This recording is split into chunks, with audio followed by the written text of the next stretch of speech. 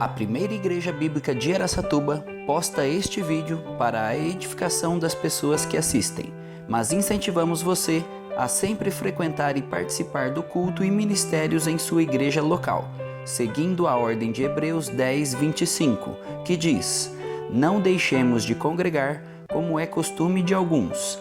Antes, admoestamo-nos uns aos outros, tanto mais quanto vedes que vai se aproximando aquele dia." Este hino que acabamos de cantar, ele mexe muito comigo. Nós conhecemos alguns países nessas nossas viagens, alguns lugares lindos, lindos mesmo. E alguns que chamam a atenção pelo desenvolvimento que alcançaram, pela maneira como vivem. Alguns países são como jardins, como o pessoal cuida. Na Alemanha, por exemplo, é verdade que eles têm 2000 anos de história. Outros com seus recursos naturais, mas não tem país como o Brasil. Sem etnocentrismo, tá, irmão? Sem dizer assim, não é porque eu nasci aqui, é por isso que eu digo que é o melhor país. Não, é porque nós temos todos os recursos para isso. E quando eu canto este hino, eu sofro muito, porque poderia ser bem diferente do que é atualmente. E eu vejo que a única maneira de fazê-lo melhor é fazer como cantamos o hino, é pregar o evangelho para a nossa pátria, para o nosso povo. Nós sabemos que a ausência de princípios bíblicos empobrece uma nação. Há um livro que vocês deveriam ler, chamado Verdade e Transformação, escrito por um indiano, um engenheiro. E a Índia é um absurdo a área da Índia é a metade do Brasil. E eles são 6 vezes maiores em população do que o Brasil. É uma loucura, loucura. E aquele homem trabalha ali, e ele, certa vez, foi convidado para pregar na Holanda. E quando ele chega na Holanda, hospedado na casa do pastor que o convidou, o pastor diz: de manhã cedo, vamos ali buscar o leite? Aí ele fala: pois não, vamos. E quando chegaram lá onde pegava o leite, o pastor vai com a garrafinha, encheu a garrafa, fechou. Aí tirou o dinheiro do bolso, abriu a gaveta, não tinha ninguém lá dentro para receber o dinheiro. Ele abriu a gaveta, colocou o dinheiro e pegou o troco. E fechou a gavetinha. Aí o Vishal Magawalt, que é o autor do livro, ele falou: mas não tem ninguém para receber o dinheiro? Aí ele falou: não tem. Ele falou: uau, se fosse na Índia, a gente ia levar o dinheiro e o leite. Aí ele disse que contou essa mesma história no Egito, e o egípcio falou: a gente ia levar o dinheiro, o leite e a vaca. Aí o Vishal conversa com o pastor: mas ninguém vai pegar? Aí ele falou assim: ele confia que eu vou fazer isso. Ele confia em mim. Por causa do princípio bíblico. Na Constituição da Holanda, em 1600, quando fizeram a Constituição da Holanda, um dos artigos era: não roubarás. Artigo da Constituição. E o não roubar não é só pegar o dinheiro, é dar o preço justo, é não enganar. Aí ele explica como é que isso funciona. Ele diz: porque ele confia em mim, ele sabe que eu não vou pegar, ele pode dar um preço baixinho para o leite. Mas se ele não confiar em mim, ele tem que colocar alguém para receber o dinheiro. Quem é que vai pagar o salário dessa pessoa? É o leite. Agora, se ele não confia em mim, eu não confio nele. Porque se ele não confia que eu posso pegar o leite, eu também não confio, porque ele pode colocar água no leite. Aí tem que colocar um fiscal para vigiá-lo. Quem que vai pagar o fiscal? O leite. Então o leite não pode ser aquele preço baixo. Vai aumentando o preço do leite. A ausência de princípios bíblicos empobrece uma nação.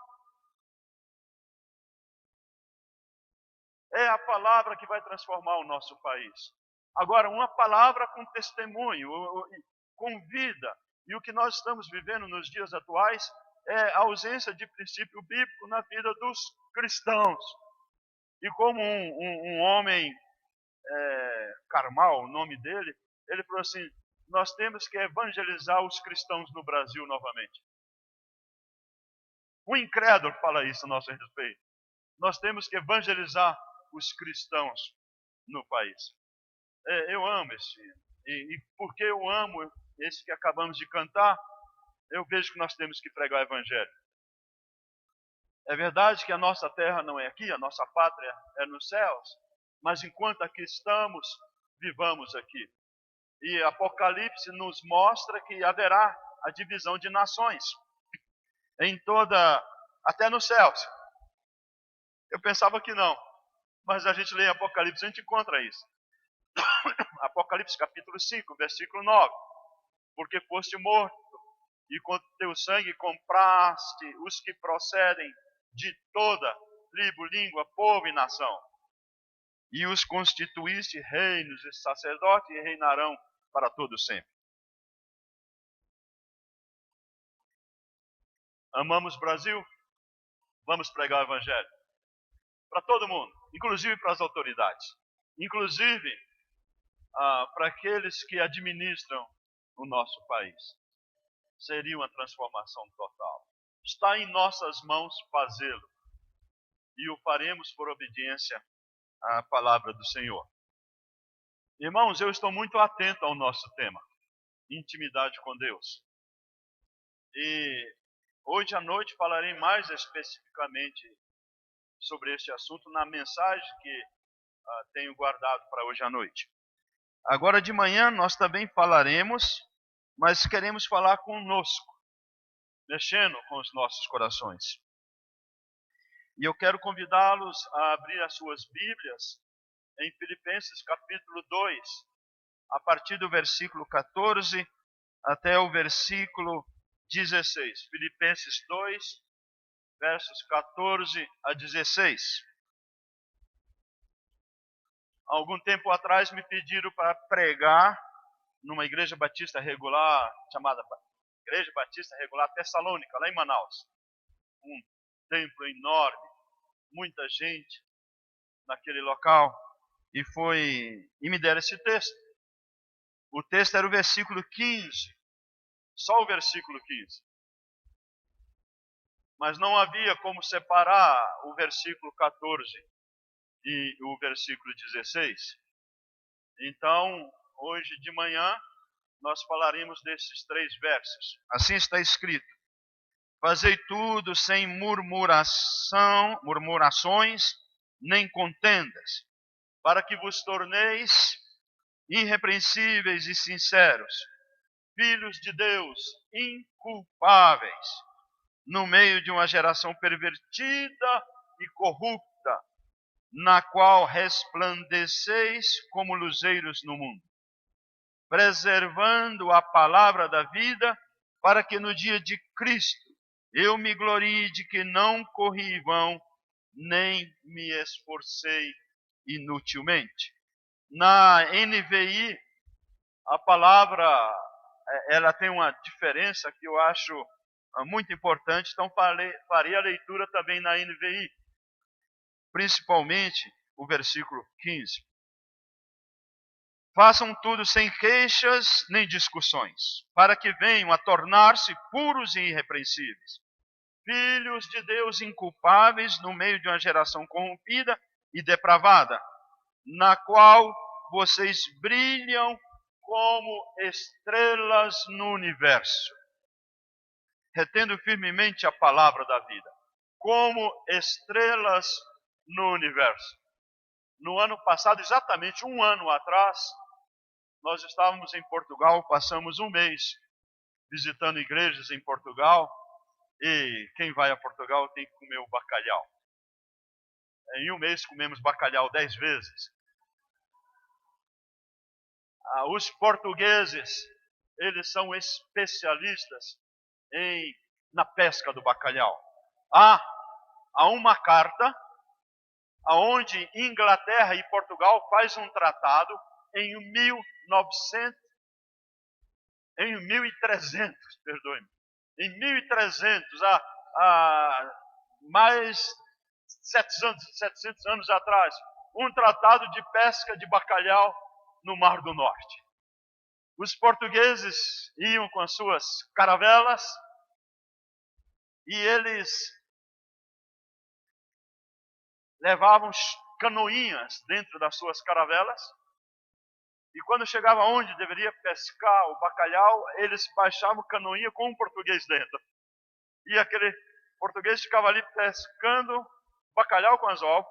A caravela ia para frente, lá na frente soltava outra canoinha. E saía soltando canoinhas e aquelas pessoas ficavam lá sozinhos pescando bacalhau. Sem GPS, sem comunicação, sem lanterna, no meio do mar solto. E passado alguns dias, a caravela voltava recolhendo os portugueses e com a sua pesca. Como eles orientavam? Única e exclusivamente pelas estrelas.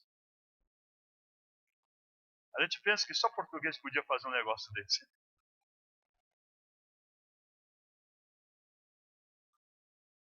E eles olhavam para as estrelas e sabiam onde estavam. Naquele Mar do Norte. O Mar do Norte, irmãos, é o mar mais bravio de todos os mares e oceanos que temos. E lá eles pescavam. É impressionante. Os Estados Unidos estão fazendo um filme agora na ilha de Açores, lá em Portugal, e vai contar a história dos pais do primeiro presidente dos Estados Unidos, que era um português. George Washington. Os portugueses são fantásticos, incríveis, aventureiros. E se orientava só pelas estrelas. Por isso, quando fala como estrelas no universo, para nós crentes, mexe fortemente em nós. Viajando uma vez lá em Santarém, num barquinho pequeno, num lago, chamado Lago Grande, e a gente olhava, era só água, e aquele barquinho ia entrar num canal. E eu perguntei para o Romildo, que era o timoneiro ali, eu falava, como é que você sabe onde é que a gente vai entrar? Não tem nada, como é que você sabe? Aí ele fala, está vendo aquela estrela? Eu falei, sim, estou. Está vendo a proa do barco? Estou. Olha, eu estou debaixo da estrela. Eu olho para a estrela e coloco a proa na direção da estrela. E eu fiquei olhando, e o barco vai. 10 minutos, 15 minutos, meia hora, e o barco está indo.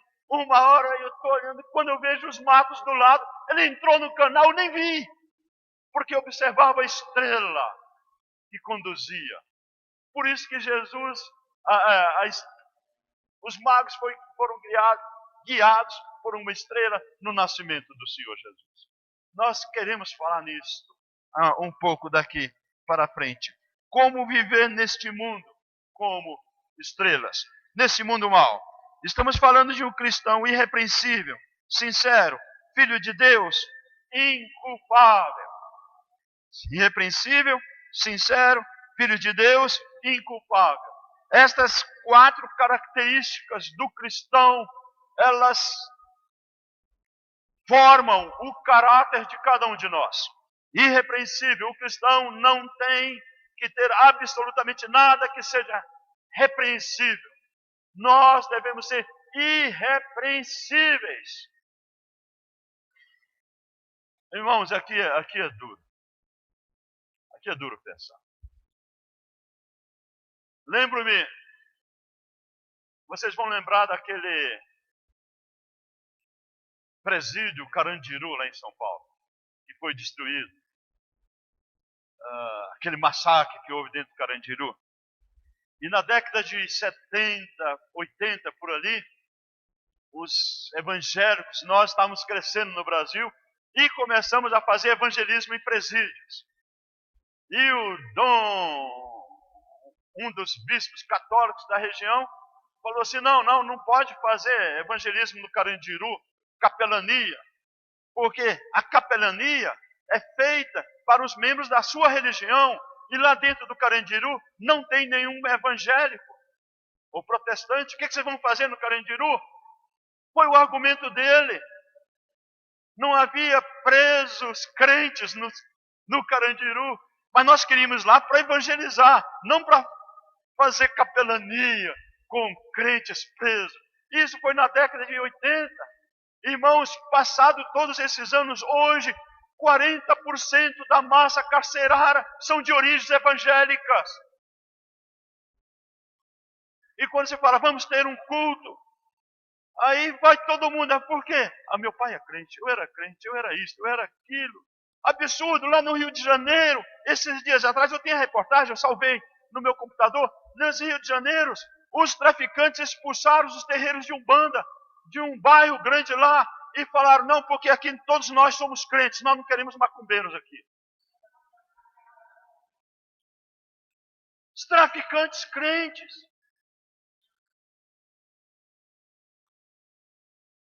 Nós tivemos agora,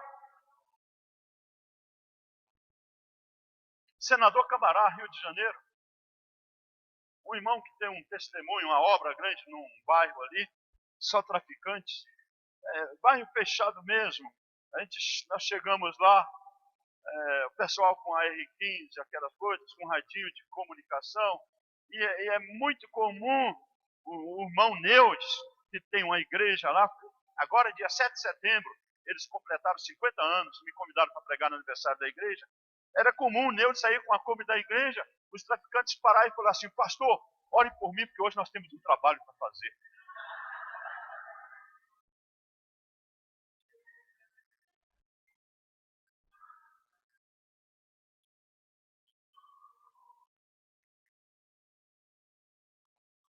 Lá em Brasília, quem conhece Brasília,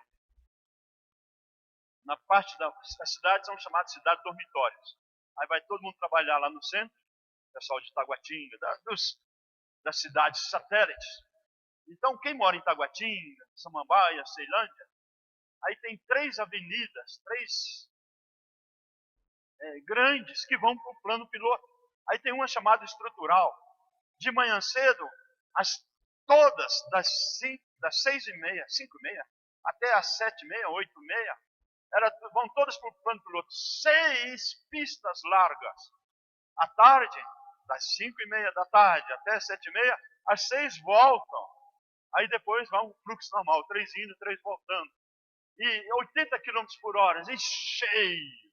E numa daquelas ocasiões vão ali 80 km por hora, um dá uma freadinha, o outro bate atrás.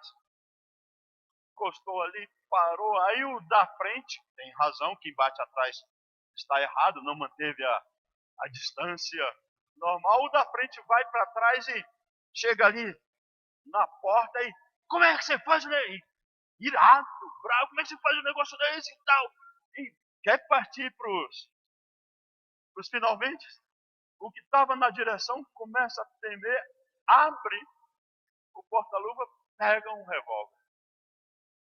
Na hora que pegou o revólver, aquele que está na janela fala assim, o sangue de Jesus tem poder. Aí o outro fala, paz do Senhor, irmão.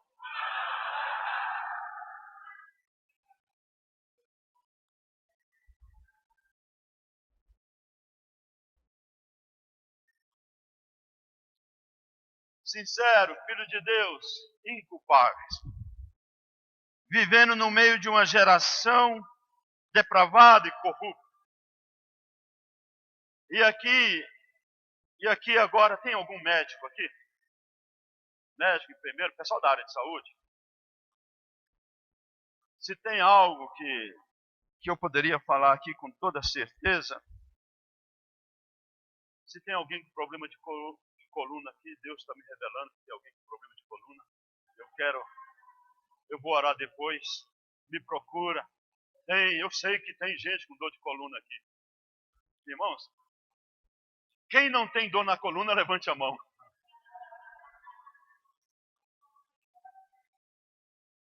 Perverso e corrupto. As duas palavras que definem este mundo perverso e corrupto não foi inventada no ano passado, ou alguns anos atrás, no trato da corrupção. A palavra perverso e corrupto são duas palavras que hoje na área de saúde é usada para escoliose e distrofia. A palavra escoliose, ela significa perverso, deformado, sinuoso, torto, perverso, desagradável. É a palavra escoliose. E todo mundo tem escoliose na coluna. A coluna torta, a coluna deformada, a coluna sinuosa, a coluna desagradável. É esta palavra que o apóstolo Paulo usou no grego para falar mundo perverso. A outra palavra é distrofia. Distrofia muscular. É autodegenerativa. Distorcer. Interpretar erroneamente. Ou corromper moralmente. Perverter. Afastar-se do original. É a palavra distrofia. A palavra escoliose e distrofia significa perverso e corrupto. Foi o que Paulo usou. Na meu entender, a palavra distrofia é pior do que a palavra escoliose. Escoliose é o estado realizado, já está torto. A distrofia é fazer ficar torto, é distorcer. Pois esta palavra, distrofia, provoca uma visão errada, distorcida da verdade, do que é bom, do que é justo. Nós vivemos num momento em que as pessoas não entendem a verdade, o que é certo do ponto de vista divino. As suas interpretações da vida são equivocadas. Os seus conselhos de uma pessoa que tem distrofia espiritual são conselhos que conduzem à morte. O estilo de vida de uma pessoa que tem distrofia espiritual afronta o Deus vivo e a sua santidade. O conceito de amor nada mais é do que instinto selvagem, animalesco. É o domínio da carne e da impureza em toda a sua malignidade. O conceito de família, casamento, pureza, beleza, prazer, alegria, verdade, honestidade, todos os outros são todos corrompidos e no final provocarão a destruição da raça humana, da natureza, com uma distrofia social, uma carência de uma cura genuína. Tendo essa visão distrófica ou atrofiada, o mundo vivo, ativo como nós o conhecemos, assume uma ação destruidora. A sua função é corromper, contaminar, perverter, afastar-se do original. Essa distrofia conduz à destruição, ainda que lenta e gradual. Ela é incurável quando acomete o paciente. O paciente distrófico não tem cura.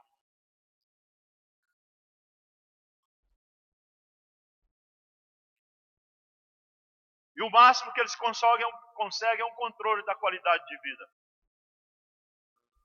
E rapidamente se esvai. É um paliativo e só está prolongando o fim que é iminente. É um quadro triste da realidade no mundo em que vivemos. Só não enxerga quem não quer enxergar. Ao não conseguir curar, vamos vivendo com o que podemos, em uma sociedade enferma, desagradável, mal cheirosa. Esta escoliose e distrofia alcançou os nossos eruditos, as nossas universidades.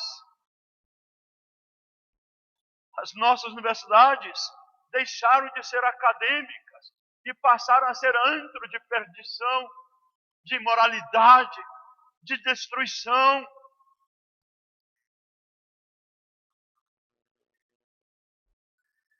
Depois da universidade, desceu para o ensino médio e tem chegado até as nossas crianças com as suas dancinhas na boca da garrafa. A TV é um dos instrumentos de perversão da sociedade. Os seus programas ensinam perversidade e os seus protagonistas são tidos como celebridades, que podem e ousam dar conselhos sobre casamento, sobre usos e costumes, e se usam como exemplos. Na sociedade, é verdade, eles têm direito de falar o que querem. Porém, nós não os escutaremos, pois devemos ter somente ouvidos para as diretrizes da palavra de Deus. Ouvindo os servos do Senhor que sabem discernir os tempos e podem, com sabedoria, dar os conselhos certos para esses dias tenebrosos. Filmes, livros, jogos, programações, revistas, têm sido instrumentos de perversão de todos. Os governos em todos os níveis, o comércio, negócios, turismo, sim, vivemos em um mundo perverso e corrompido.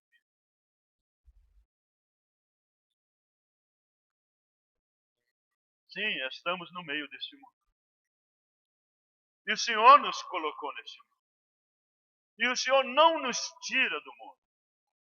Pai, não os peço que os tire do mundo, mas que os livre do mal. Porque nós estamos neste mundo para brilharmos como luzeiros, para sermos instrumentos de orientação e direção para aqueles que estão perdidos. Se vós fosseis do mundo, o mundo amaria o que era seu. Como todavia não sois do mundo, pelo contrário, de dentro do mundo vos escolhi, por isso o mundo vos odeia. E aí vem um dilema assustador para pais, para pastores.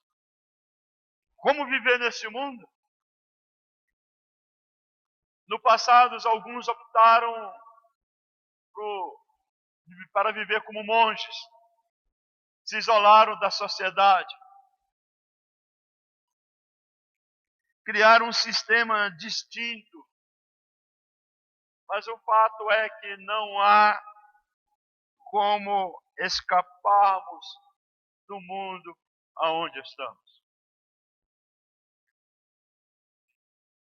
O que devemos fazer? Meus queridos irmãos, nós somos desafiados não somente a viver neste mundo. nós temos o dever de brilhar no meio do mundo aonde estamos. Resplandecer como estrelas no universo. Este brilhar como estrelas tem dois objetivos. Primeiro objetivo: não somos como lanternas que só iluminam, que só mostram o caminho. Não. Nós, como luzeiros, nós devemos mostrar o que é certo e o que é errado. Eu não sei se você já teve a oportunidade de ficar numa noite escura sem lanterna. Dependendo do lugar, irmãos, é assustador. Certa ocasião, eu saí para caçar com o Kiko. Alguns de vocês escutaram muito falar do Kiko. E nós queríamos caçar a nossa janta, o almoço para outro dia. E vamos nós dois na beira do rio, por um trilhozinho que nós havíamos feito. E vai ele na frente, iluminando para o lado esquerdo, e eu atrás, iluminando para o lado direito. E nós vamos iluminando com as nossas lanternas, e numa dessas eu passo a lanterna, e dois olhos vermelhos, gateados, estão olhando para mim. Era uma onça. Na hora que eu passei a lanterna, vi os olhos, eu voltei para ela, iluminei, ela estava muito perto, como daqui na parede. E do jeito que eu iluminei, já levei a espingarda e atirei, sem mirar. E tal, aquele barulho, o que fala? O que você atirou? Eu falei, numa onça. Na hora que eu falei numa onça, a lanterna dele apaga. E ele mexe na lanterna, e naquele escuro ele vem e gruda no meu braço. E ele passa o braço por dentro do meu assim, e fica segurando meu braço e mexe na lanterna dele, aquelas lanternas grandes. E aí ele tinha uma lâmpadazinha no fundo, de sobressalente. Aí ele tira aquilo dali, tira da frente e coloca aquilo e tal, e tudo, ele iluminou. E ele tremia, falou, vambora. Uma onça atirada num lugar daquele, era perigoso. Oh, meus irmãos, numa noite escura, sem lanterna, é assustador. Mas nós somos como luzeiros. Não só para mostrar, iluminar o caminho, mas para mostrar o que é certo e errado. Não podemos ficar calados. É pecado ficar calado. Aquele que sabe fazer o bem e não faz, comete pecado. Atentem para o que está escrito em Romanos capítulo 1, versículo 32. Embora conheça o justo decreto de Deus de que as pessoas que praticam tais coisas merecem a morte, não somente continuam a praticá-las, mas também aprovam aqueles que as praticam. Por causa disto, haverá uma reação violenta contra essa atitude de mostrar o que é errado. Vivemos em dia que estão criminalizando essa nossa atitude. Foi aprovado nesses dias na Câmara Federal o discurso de ódio. E eu seria, hoje de manhã, acusado de discurso de ódio. Facilmente. Nós vivemos em dias em que o mundo e a sua maneira de viver tem estabelecido como devemos nós crentes nos comportar. E eles falam para nós, fique calado. Fique calado, tentando nos amordaçar. 2 Pedro, capítulo 2, versículo 12, diz o seguinte: mas eles difamam o que desconhecem e são como criaturas irracionais, guiadas pelo instinto, nascidas para serem capturadas e destruídas, serão corrompidos pela sua própria corrupção. É Bíblia, irmãos, está escrito. 1 Pedro capítulo 4, versículo 4, Eles acham estranho que vocês não se lancem com eles na mesma torrente de imoralidade e por isso os insultam. Não é isso que estamos vivendo? Judas 1:10. Todavia, estes difamam tudo o que não entende, e as coisas que entendem por instinto, como animais irracionais, nessas mesmas coisas se corrompem. Meus queridos irmãos, não se deixe levar pelo discurso do mundo. Não é o mundo que deve moldar a igreja. O crente é o crente que deve pregar e tirar as pessoas deste mundo mal. Falava para uma menina domingo passado, segunda agora, na hora de despedir-se dos pais, onde eu fiquei hospedado em Piracicaba. Eu falei, você tem que ser influenciadora e jamais ser influenciado. Você é luz. E você tem que andar nesse mundo mal, influenciando e não se deixando influenciar. E esse mundo virá contra você, mas é normal, todo mundo faz, e assim, e vai tentar corromper a tua cabeça. Você é nova criatura, e eu falava para ela na sala, junto com os pais, e eu dizia para ela, seja uma influenciadora, e jamais se deixe influenciar. Nós somos luzes. Eu sou 2 vezes, até no sobrenome.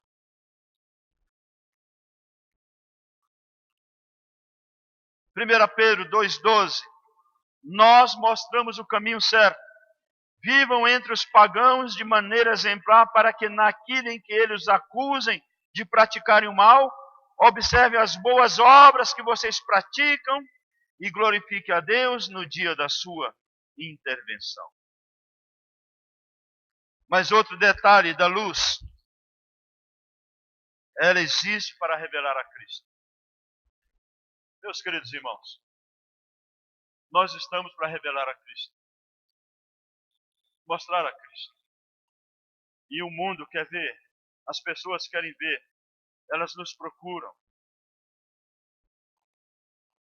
E cada crente é como uma luz brilhante nesse meio de trevas.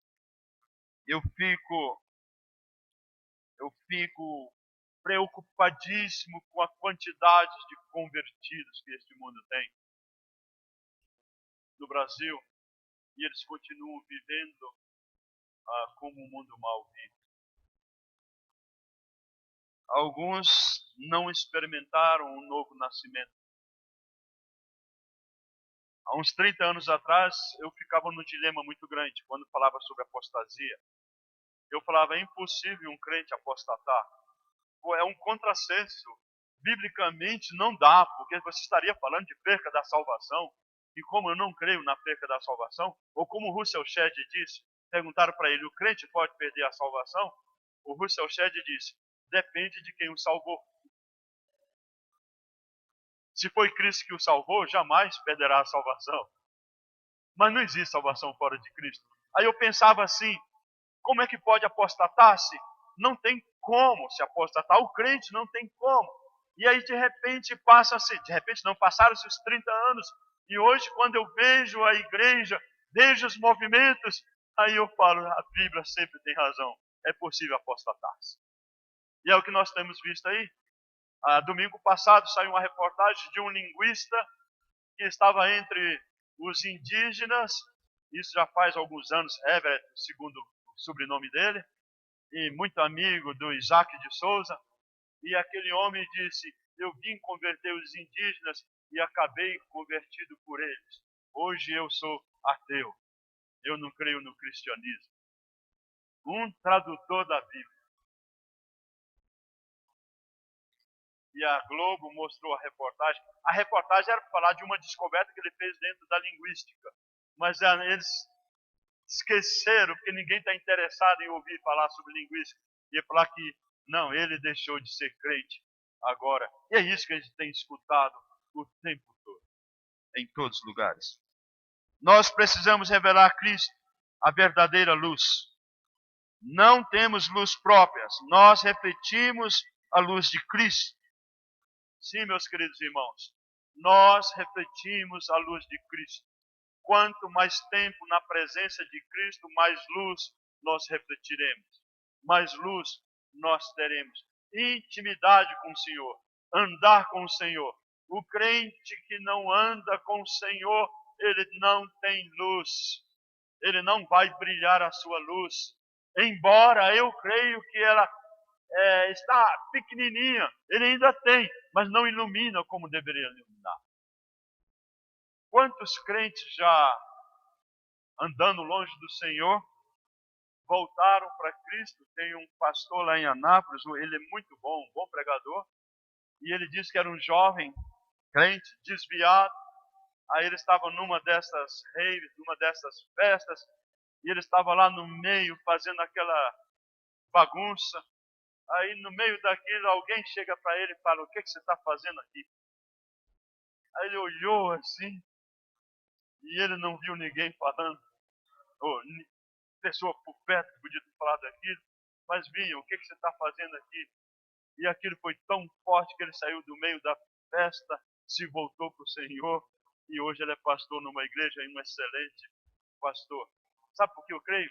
Que lá no fundozinho ainda tem aquela luz, a luz da vida que está no coração dele. E essa luz luxuriante, mesmo que pequenininha, a qualquer momento ela vai brilhar de novo. Grandemente, grandemente. E será um luzeiro nesse mundo perverso. Porque o Senhor guarda os seus. Ele diz: ninguém tirará da minha mão. Somos irrepreensíveis, sinceros, puros, filhos de Deus, inculpáveis. Agora, meus queridos irmãos, vem o versículo 14. Porque o versículo 15 começa com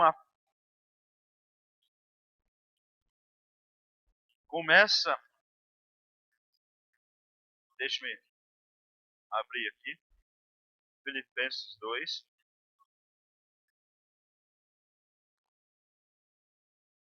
Versículo 14 e 15. Para que vos torneis, fazei tudo sem murmurações nem contendas, para que vos torneis irrepreensíveis. Jamais o crente conseguirá viver o versículo 15 sem praticar o versículo 14.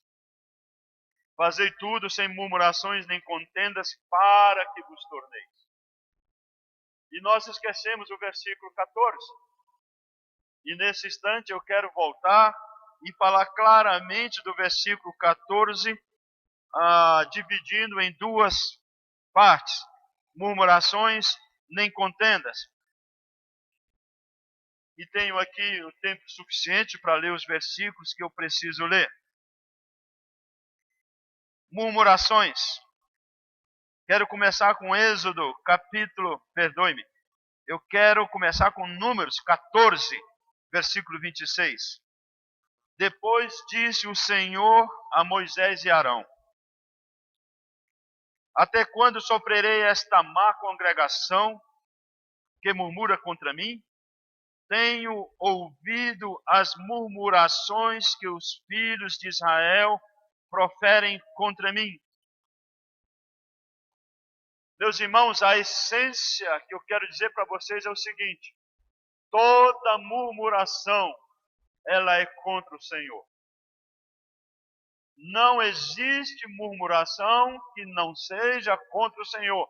Embora, aparentemente, neste caso, era contra Moisés, era contra Arão. Mas quando eles murmuram contra Moisés e Arão, lá no fundo eles estão murmurando contra aquele que não estavam, achando eles, cuidando devidamente do seu povo. Pois quem era que cuidava do povo de Israel? Era Deus. E quando eles murmuravam contra Moisés e Arão, eles estavam murmurando contra Deus. Quando nós murmuramos contra o tempo, calor em Araçatuba, e nós estamos falando: mas esse calor de Araçatuba, contra quem nós estamos falando? Contra aquele que cuida do tempo. E quem é que cuida do tempo? Quando nós falamos do frio, quando nós falamos da enfermidade, quando nós falamos daquilo e daquilo outro, e nós murmuramos, contra quem que nós estamos murmurando? Nós estamos murmurando contra aquele que reina, que é absoluto, que é soberano. É uma murmuração contra o Senhor. Não existe murmuração que não seja contra o onipresente e todo soberano Deus. Porque Ele cuida de todas as coisas, até dos pequenos detalhes. Toda murmuração é contra o Senhor. Salmo 106, versículo 25. Antes murmuraram em suas tendas e não acudiram à voz do Senhor. Toda murmuração é porque não escutam a voz do Senhor. A voz do Senhor que controla todas as coisas.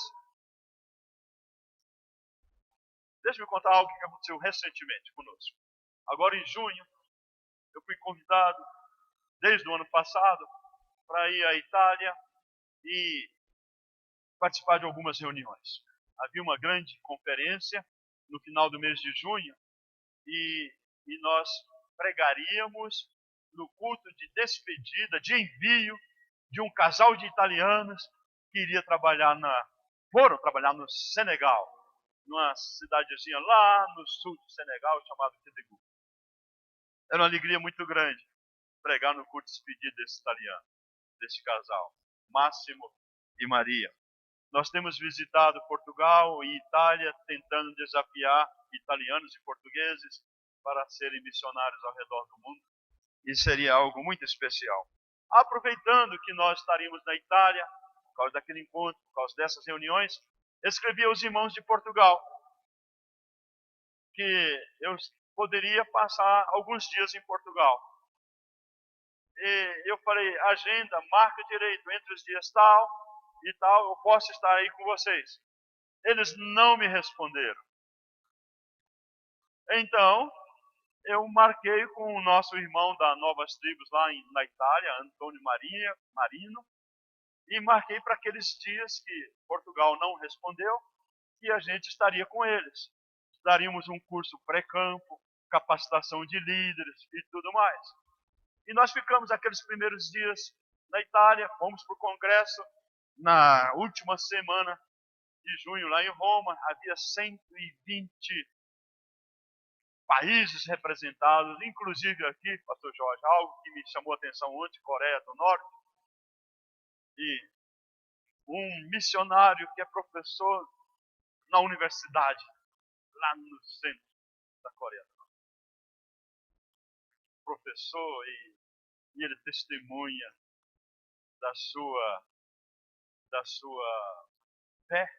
Os alunos vão na sua casa, admiram-no porque ele é muito capaz. Eu tive a alegria de conversar com ele, ouvir um pouco do seu testemunho e ele fazendo a obra. 120 países representados e vários outros lugares, fechadíssimos. E quando nós estávamos ali naquele encontro, chega um português. Ô, irmão Eduardo, que bom saber que o senhor vai pregar em Portugal. Sábado 2 vezes e domingo 2 vezes. Aí eu falei, uau, eles não confirmaram comigo. Aí eu não falei nada para ele, mas cheguei para Nancy, conversei com a Nancy e falei, meu bem, eles não confirmaram, está marcado lá e nem passagem nós compramos para lá. E comprar passagem de última hora é um absurdo. Eu entrei na internet ali no hotel e falei, não dá para comprar essa passagem. Aí fui conversar com o organizador, o irmão que é responsável, presidente da Aliança Evangélica Portuguesa, ele estava lá. Aí, como é que está, meu irmão? Tudo bem, estamos alegres, você vai para lá. E misericórdia. Aí cheguei para Nancy, como é que vamos fazer? Aí, termina o encontro, eu com aquele peso no coração, porque não dava para comprar passagem, era em euros, da Itália para Portugal, com menos de uma semana. É um absurdo o preço. Aí o irmão que estava nos hospedando pegou o carro dele e nós saímos de Roma, fomos subindo para o norte. E quando estávamos subindo, contamos para ele a história, tudinho. E é com ele que eu tinha acertado aquela agenda cheia. Aí, não, irmão, vamos ver o que a gente pode fazer. No meio da viagem, a gente para descansar, para abastecer. Aí ele pega o computador dele, um laptop, e procura a passagem, acha uma passagem, assim, fantástica. Aí, então, bora comprar essa, irmão. Essa seria 300 e poucos euros para eu e a Nancy, ida e volta. Do norte da Itália para Portugal, para Lisboa e voltar. Vamos comprar, irmão. Aí quando ele vai lá e tudo, eu dou meu cartão, ele coloca o número do cartão, rejeita meu cartão. O que foi? Não, irmão, vamos tentar de novo e tal. Rejeita meu cartão novamente. Aí saímos dali, continuamos a viagem e eu calada, a Nancy falou, você está triste, meu bem? Está preocupado? Claro, eu tinha um convite para outra semana e não tinha passagem. Aí vai nesse inteirinho, o carro do irmão começa a balançar assim. E ele está indo lá, e o carro balançando, aí paramos, aí vamos olhar o pneu. Eu falei, alguma coisa no pneu. Aí olho, não vejo nada. Aí ele falou, sabe o que é, irmão? Esses pneus é para inverno rigoroso. E eu estou usando no verão forte, eu não troquei. Deve ter acontecido algum defeito no pneu. Aí ele para num posto e fala assim, vamos ficar aqui 1 hora para o pneu esfriar. Aí ele liga para o mecânico dele, o mecânico fala, provavelmente apareceu uma bolha no seu pneu. Por isso que ele fica balançando. Aí, vamos ficar 1 hora? 1 hora. Aí nós fomos lá para um posto ali, eu peguei meu laptop, abri, roteei o celular com o laptop. Aí ele me deu o nome do site que ele entrou, eu olho, acho a mesma passagem. Aí eu coloco o número do cartão, ele pede a minha senha, aí eu dou, aí ele pede outra senha, que é a digital e eletrônica, aí eu dou e consigo comprar a passagem por 340 euros. E aí, ai, que benção e tudo. Irmão, então o mecânico disse que não adianta esperar não, que pode ir embora. Que o pneu não vai melhorar depois que criou esta bolha. Eu falei, irmão, pensei comigo. Se não tivesse parado a segunda vez, eu não teria comprado essa passagem. Deus criou uma bolha no seu pneu só para parar.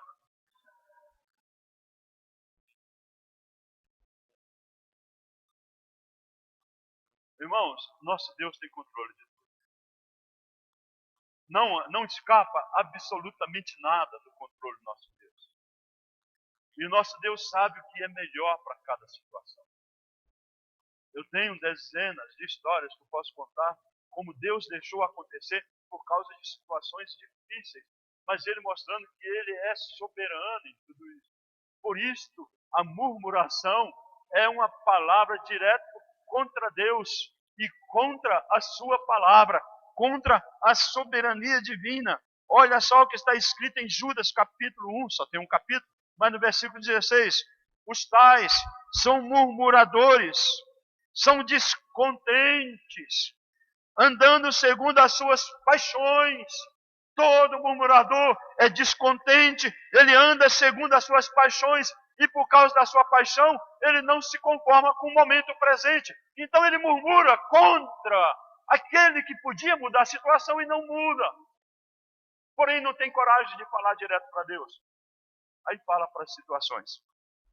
A sua boca vive propalando grandes arrogâncias. Porque quando você murmura, você está falando assim, se eu fosse Deus eu faria melhor. Você sabe aquela historinha? Só os novos aqui, aliás, só os que têm cabelo branco igual eu, ou falta deles, é que sabe dessa história. Eu esqueci o nome dele, mas ele queria mudar o mundo. É uma fábula brasileira, né? Ou adaptada. Ele queria mudar o mundo. Aí ele vê um pé de melancia, desse tamanhozinho, um pé de melancia, com aquela melancia enorme. Aí ele vê um pé daquela... Não era jabuticaba, não. Pode ser, na sua fábula pode ser. Na minha era aquela azeitoninha.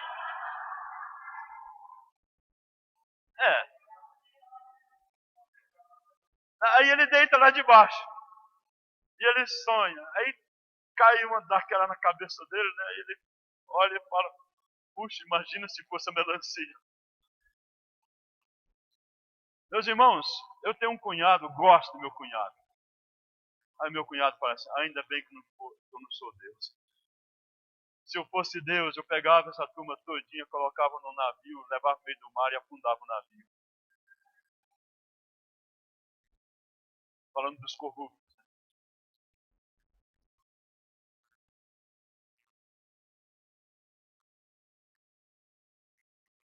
1 Coríntios capítulo 10. E não pratiquemos, a partir do versículo 8, não pratiquemos imoralidade, como alguns deles o fizeram, e caíram num só dia 23.000. Não ponhamos o Senhor à prova, como alguns deles já fizeram, e pereceram pelas mordeduras das serpentes. Nem murmureis, como alguns deles murmuraram, e foram destruídos pelo exterminador. Estas coisas lhes sobrevieram como exemplos e foram escritas para a advertência nossa, de nós outros, sobre quem os fins dos séculos têm chegado. A outra palavra é contenda.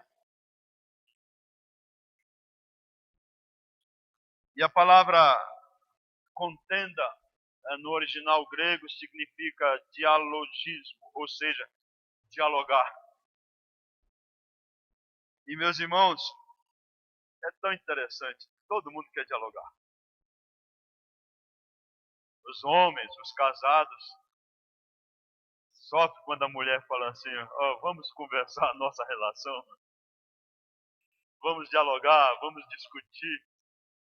É dialogismo, e nós queremos. E o Senhor fala para Isaías, venha e arrazoa comigo. Converse comigo, expõe o seu ponto de vista, expõe o que você está querendo expor. E nós queremos isto. É tão interessante que nós, brasileiros, somos assim. A nossa cultura é tupi-guarani, quer vocês queiram, quer não. E na cultura de tupi-guarani, o diálogo interno, principalmente dentro de casa, é muito forte.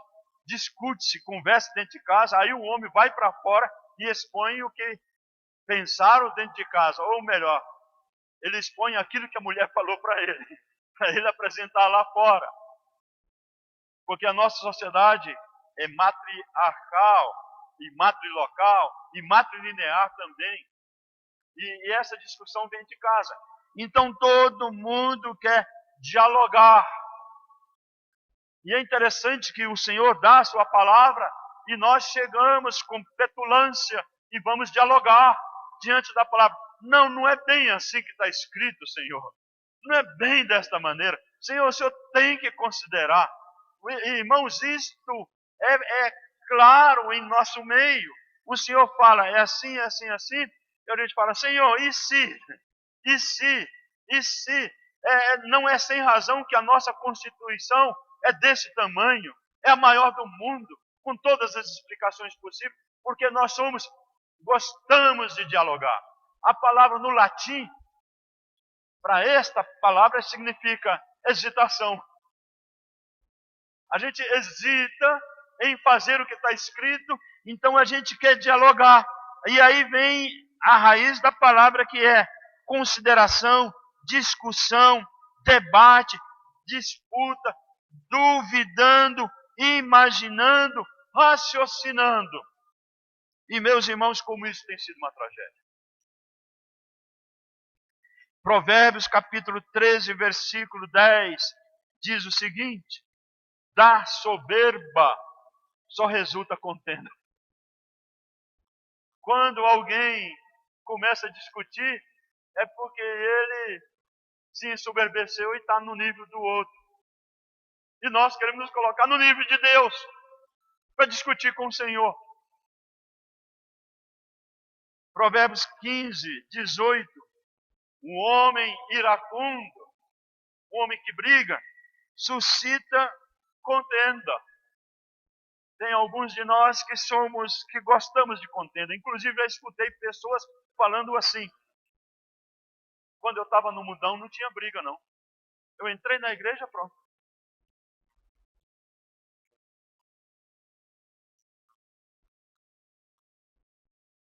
Jornal lá em Santarém. Kung Fu na Igreja Batista. O pastor, o sobrenome dele era japonês. Não, o nome e o sobrenome. Masatoshi Sato. Irmão fantástico. E aí, jornal, cume na Igreja Batista. Romanos 12, 18. Se possível, quanto depender de vós, tende paz com todos os homens. Rogo-vos, irmãos, que noteis bem aqueles que provocam divisões e escândalos, em desacordo com a doutrina que aprendestes.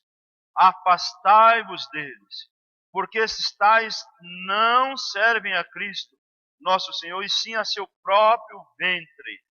E com suaves palavras e lisonjas enganam o coração dos incautos. 1 Coríntios 3,13, porquanto havendo entre vós ciúmes e contendas, não é assim que sois carnais e andais segundo o homem.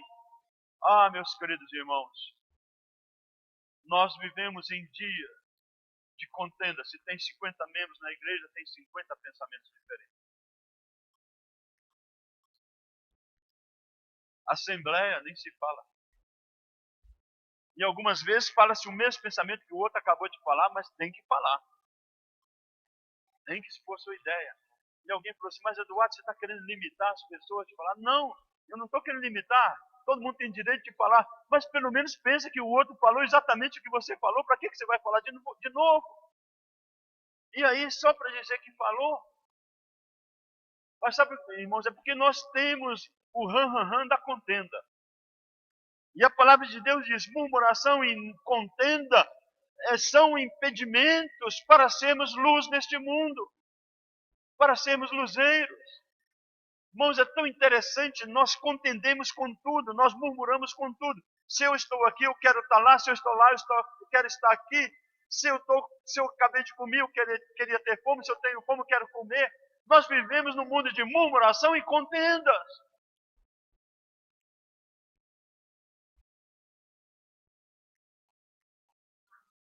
Eu estava pensando num aspecto da intimidade. Pedro chega para Jesus, Mateus capítulo 16, fala assim para o Senhor Jesus, de maneira nenhuma, Senhor, isso sucederá contigo. Quando Jesus fala que será preso pelos príncipes e tal, ia para a morte, ia para a cruz. Pedro tinha uma intimidade com o Senhor. E algumas vezes nós confundimos a intimidade do Senhor. E nós temos a liberdade de dar conselhos para o Senhor. Irmãos, intimidade com o Senhor não nos dá autoridade de murmurar e de contender. Nós precisamos entender que a intimidade com Deus é para conhecê-lo. E cada vez conhecendo, admirá-lo mais e mais. Aí Pedro vai e fala, Senhor, de maneira nenhuma, Senhor. E algumas vezes nós levamos isso tão a sério que precisamos escutar do Senhor. Arreda-te de mim, Satanás. Porque não cogita das coisas de Deus, mas sim dos homens. Para mim, toda murmuração e toda contenda é coisa de homem. Pastor Gerson Rocha, irmão querido, falecido, está na glória já. Um dia ele está lá e 2 diáconos estão brigando, discutindo. Aí um fala para o pastor Gerson, chega na hora que os dois já iam para os finalmente. E meus irmãos, quando 2 baianos brigam, o negócio é sério. Aí quando o pastor chega, os dois naquele, o pastor fala, o que é isso, meus irmãos? Não porque ele me ofendeu e vou mostrar para ele que eu sou homem. O outro falou assim, mas eu sou homem também. E aí, homem com homem, aquela coisa. Aí o pastor Gerson Rocha falou assim, é exatamente aí o problema. Por que vocês não mostram que são servos de Cristo? Por que vocês querem mostrar que são homens? E é daí que vem a contenda. Por que vocês querem mostrar que vocês têm valor? E é exatamente a nossa perdição nesse sentido. Porque quando nós nos exaltamos, o Senhor nos humilha. E quando nós nos humilhamos, o Senhor nos exalta. É na fraqueza que nós temos força. É nos submetendo aos outros que a gente ganha e encontra a vitória em toda a situação. Efésios capítulo 4, versículo 31. Longe de vós toda amargura e cólera e ira e gritaria e blasfêmias e bem assim toda a malícia. 1 Tessalonicenses 5,15. Evitai que alguém retribua a outro em mal por mal. Tiago,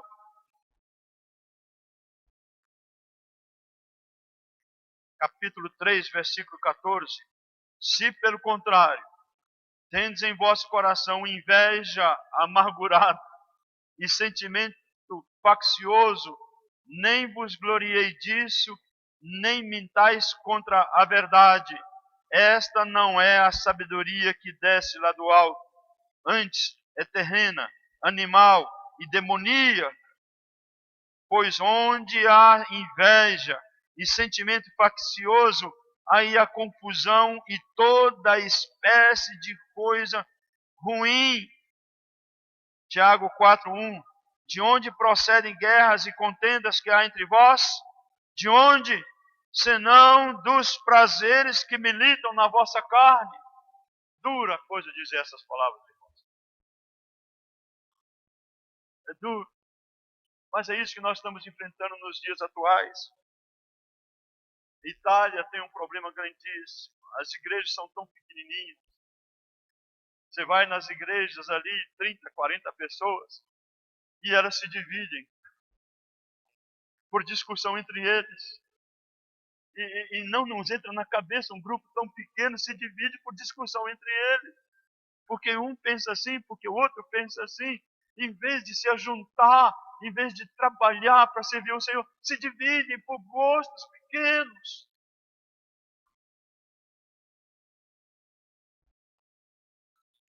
Não há estrela que brilha se nós murmuramos ou contendemos. E sabe o que nós descobrimos? Que é tão fácil murmurar e contender. O cansaço nos faz isso, já viram?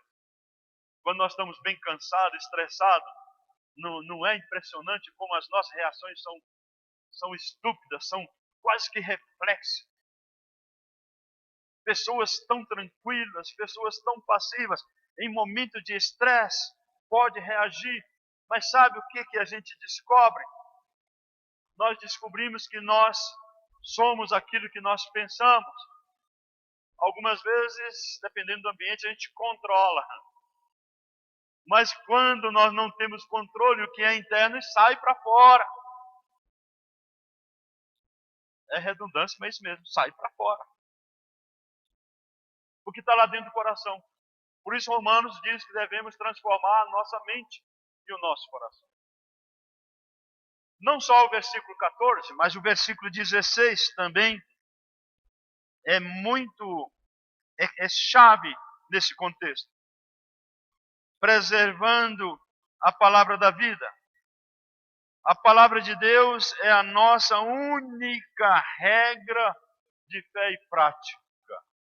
Vocês já escutaram ultimamente essa frase? Desapareceu do nosso vocabulário. A palavra de Deus, a nossa regra de fé e prática, já não é mais. É o que fulano de tal falou, é que aquele doutor falou, é que aquele outro irmão pensa. Não é mais nossa regra de fé e prática. Não se lê mais as Escrituras. Não se mais medita nas Escrituras. A palavra de Deus é sempre atual. Quando nós lemos a palavra de Deus e como devemos lê-la, assusta-nos a atualidade da palavra de Deus. Parece que foi escrito ontem como manchete para o dia de hoje. Viva, eficaz. E é esta palavra viva que nós devemos preservar. A palavra de Deus tem as respostas para viver em todo o tempo. E é esta palavra de Deus que precisa ser crida e praticada. Vivemos um momento de crise institucional nas nossas igrejas. E eu lembro-me de um irmão que há mais de 15 anos atrás, ele falou para mim: Eduardo, vivendo o que nós cremos, provavelmente nós ficaremos sozinhos. Vivendo o que cremos, provavelmente ficaremos sozinhos. Na época que ele falou isso, eu falei: irmão, vou atentar para isso. É assustador. Porque vivendo o que nós cremos, nós estamos ficando sozinhos. Mas, meus irmãos, temos que ser como Antipas. e sozinho lutou contra o mundo. Lá em Apocalipse fala dele. Os outros, ele não foi com os outros. Eles criam e viviam aquilo que eles criam. Vai acontecer, acontecerá muito breve, mas muito breve mesmo. E minha esposa, nesses dias não, já tem um tempinho, ela tem falado para mim, a gente imaginava que antigamente nós seríamos perseguidos porque a pessoa chegaria para nós e falava assim, você é crente? Aí você falava, sim, eu sou crente. Ah, então você vai ser perseguido. Ela disse, olha, não é assim não.